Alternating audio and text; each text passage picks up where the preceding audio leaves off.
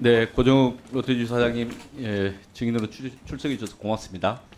그리고 아마 이게 이제 자본시장 활성화 차원에서 저희가 자사주 논의를 하고 있는데 이제 입법이 쟁점이기 때문에 나오셨다 이런 말씀을 좀 드립니다. 여러 기업들이 있지만 롯데지주가 그 비금융 회사들 중에서 자사주 비중이 제일 높은 걸로 제가 알고 있습니다. 올해 5월 1일 기준에서 32.3%였고, 그래서 지배구조 개편 과정에서도 자사주 맞법 이런 비판도 있었고, 또 이제 2017년 이후에 장기간 자사주 물량 보유를 하고 있어서 이에 대한 이제 논의가 좀 있습니다. 그래서 제가 논의하고 있다는 말씀드리고, 이게 오늘 이제 토론의 배경이다 이런 말씀을 좀 설명을 좀 드립니다. 다음 화면, 화면 넘어가요. 이 다음 페이지 보여주시죠. 다음 페이지. 증인께 물어봅니다. 이게 자사주가 자산입니까? 그러니까 이제 저희는 그 자사주는 회사의 자산이라고 말씀을 드리고 있습니다. 네. 자산입니까? 그 자산을 이제 여러 가지로 그 해석할 수가 있는데요. 저희가 이제 활용할 수 있는 부분이기 때문에. 그러면 회사법상 또는 기업 회계 기준상 자산인가요? 아닙니다. 그 자본의 차감 항목으로 들어가 있습니다. 예. 회계 기준. 다음 화면 보시죠. 롯데지주 반기 보고서에 보면 자본으로 회계처리를 하고 있습니다. 공개된 자료들 제가 그대로 가져온 것입니다. 자기 주식은 자본의 구성 요소 맞죠? 예, 맞습니다. 그래서 실제 자본으로 회계 처리하고 있는데 자사주를 자산이라고 하면은 저희가 이게 봉이 김선달이 대동방구를 파는 듯이 그런 식의 오해를 유발하는 거 아닌가 싶어서 물어봅니다.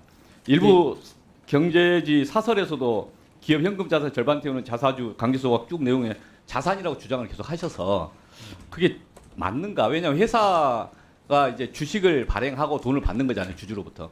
근데 자사주 취득하면 다시 이제 주식을 취득하면서 돈을 반환해 주는 것이니까 이건 자본금에 관한 기본 논리 아닌가요? 예, 맞습니다. 네. 예.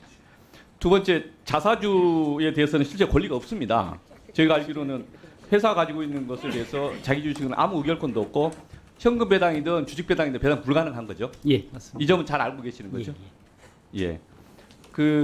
저희가 이제 이런 것들 때문에 이제 자사주 논쟁을 계속 하고 있다는 거고요. 그러면 자사주를 경영진이 특정 주주에게 마음대로 팔아도 됩니까? 지금 현행법상은 그 자사주를 처리하는 방법에 대해서는 특별한 뭐 이슈는 없다고 저는 알고 있습니다. 예, 그러면 다음 페이지 한번 잠깐 보고 말씀드리겠습니다. 이건 대림통산 2006년 서울지방법원 판례입니다. 그 뒤로 이제 그 대법원까지 안 가고 중간에 정리가 됐습니다. 이 판례에 이렇게 되어 있습니다. 발행 주식 15% 가까이 해당하는 자기 주식을 다른 주주에게 매수 기회도 주지 않고 장에서 일반기로 매도한 행위에 대해서 회사의 경영권 내지 지배권에 중대한 영향을 미친다. 그래서 현저하게 문제가 있다. 그래서 물가 이런 거래 행위를 무효라고 했습니다. 이 판례는. 이런 판례는 알고 계십니까? 저는 요거는 몰랐습니다. 네. 예.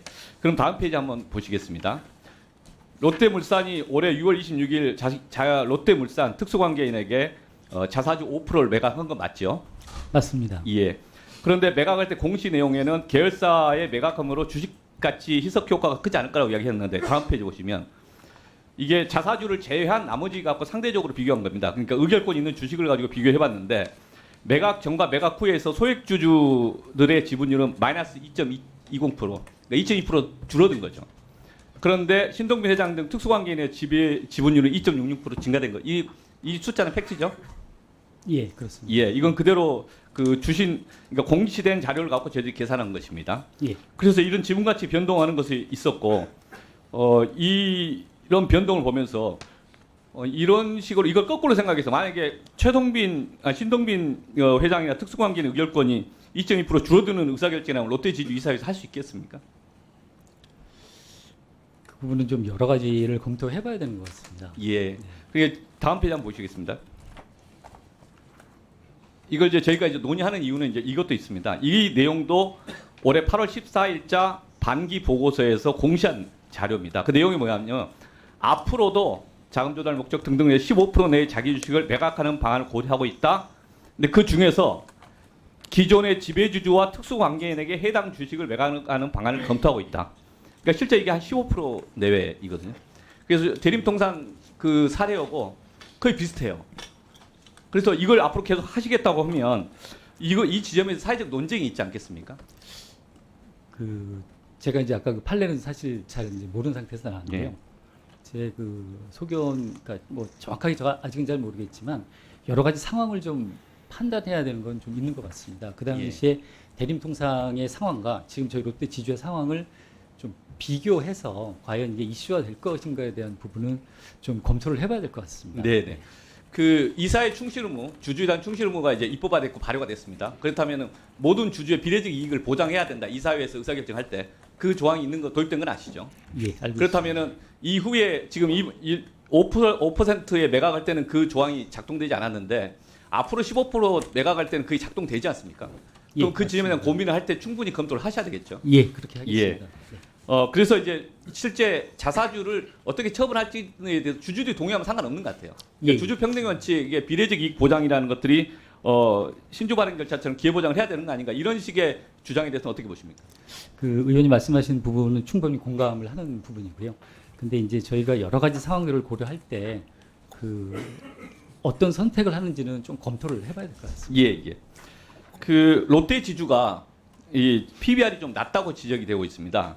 대략 한 0.46 이 정도 되는 걸로 되는데 네. 그것에 대해서 이유는 뭐라고?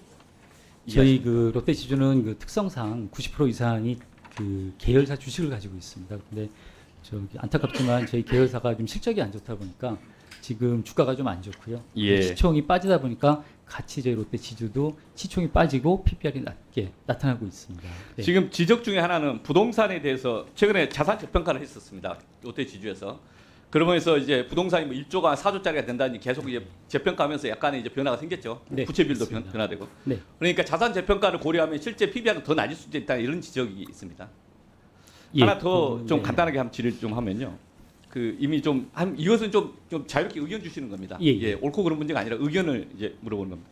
신규 자사주 소각에 대한 소각 원칙의 입법적인 방향에 대한 의견이 어떠신지. 두 번째는 기존 자사주 주치 소각 또는 1년 내 소각에 관한 입법 방향에 대해서 지금 국회에서 법안 발의가 되고 있는데 그에 대한 의견. 제 생각에는 기존에 그 취득하신 자사주에 대해서는 지금 말씀하신 대로 그 빠른 시간에 소각하는 게 맞는 것 같습니다. 그런데 기존에 갖고 계신 자사주에 대해서는 여러 가지를 좀 봐야 되는 게 그거를 왜 취득했는지 그리고 그 방법은 무엇인지를 잘 좀 보고 일정 기간 시간을 주셔서 그 좀 뭐 균등하거나 불균등하게 시간을 가지고 그 소각하는 것이 좋을 것이라고 생각을 하고 있습니다. 네. 예. 네, 감사합니다.